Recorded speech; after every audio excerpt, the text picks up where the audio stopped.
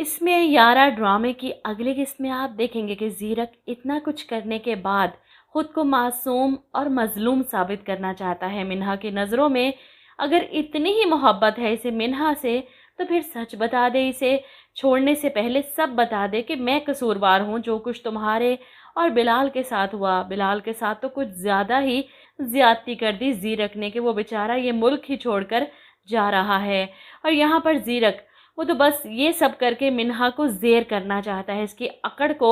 ختم کرنا چاہتا ہے۔ آج کے ایپیسوڈ میں دیکھا نہیں کس طرح منہا اور اس کے ابا کی جھڑپ کے بعد کیسے خود کلامی کر رہا تھا کہ سب کچھ ہو سکتا ہے لیکن اس لڑکی کی اکڑ نہیں ٹوٹ سکتی۔ اور لکھوا لے مجھ سے کہ زیرک یہ سارے ڈرامے صرف منہا کی اکڑ ختم کرنے کے لیے کر رہا ہے، اور جس دن منہا اس کے سامنے ٹوٹ گئی، جھک گئی، اس دن یہ اپنی اصلیت دکھائے گا منہا کو اور بتائے گا کہ تمہارے ساتھ یہ سب میں نے کھیل کھیلا ہے، تمہاری یہ جو اکڑ تھی نا وہ توڑنی تھی مجھے۔ تو جیسا کہ اب تک آپ نے دیکھا کہ زیرک منہا کے سامنے مظلوم بننے کا ڈرامہ کرتا ہے کہ مجھے لگتا ہے کہ میں نے تمہیں زبردستی اس رشتے میں باندھ رکھا ہے، تم چاہو تو اس رشتے سے آزاد ہو سکتی ہو۔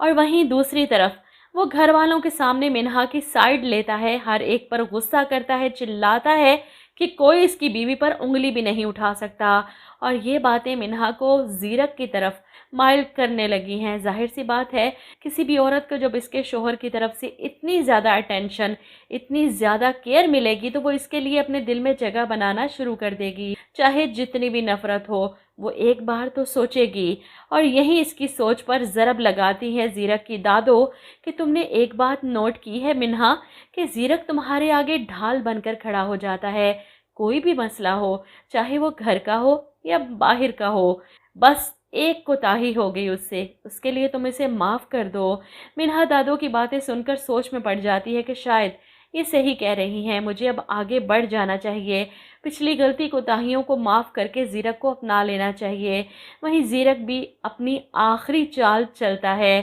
کیونکہ سختی کر کے دیکھ لی، غصہ کر کے دیکھ لیا، ہر طریقے سے وہ منہا کی اکڑ نہیں توڑ سکا، اور اب یہ لاسٹ پتا ہے جو اس نے پھینکا ہے کہ تمہیں تمہاری مرضی کی زندگی جینے کی اجازت دے رہا ہوں، تم جس کے ساتھ جہاں پر جیسے جینا چاہتی ہو بولو کیا کرنا ہے۔ اور یہ سب کہتے ہوئے وہ اتنی مظلومیت اپنے چہرے اور لہجے میں لے کر آتا ہے کہ منہا کو اس پر ترس آ جاتا ہے، وہ اپنی ساری چالیں چل چکا ہے، اب منہا کے جواب کا منتظر ہے جب زیرک کے حق میں فیصلہ دے گی۔ منہا کی شکل پر نظر آ رہا ہے کہ وہ زیرک کو معاف کر کے قبول کرنے کو تیار بیٹھی ہے۔